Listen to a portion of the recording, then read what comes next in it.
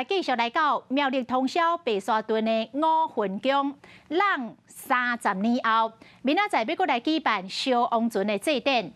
庙方拜拜祈福了后，民众会跟着一座搁一座的水灯，行到海边啊，甲烧掉，象征为孤魂野鬼来引路，引到人世间来接受普渡。啊，若到深夜，就会来烧王船，希望新冠疫情赶紧走。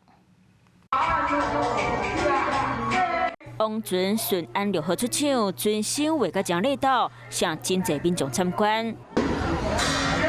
这只王船是林良泰选用一碗含福衫，遵照古法度去起做，费两骨选木、彩绘图到制作完成，价值300多万。 庙方讲，2009年1月过来当时也无疫情，不过王爷早就已经指示讲爱起王船赶瘟疫。今年1月王船起好了后，照惯例过2年才送王船烧掉。不过王爷说讲爱等3年后才会当烧王船。来外头看起王船的时间点，敢若知影特别等着疫情。那这上船在4年前，我们王爷有指示就是在3年前要把王船建造完成。 王船边有一间搁一间粉红色的水灯，是为着要替水上孤魂烧路，为着让亡魂安心接受普渡，还搁等日头落山。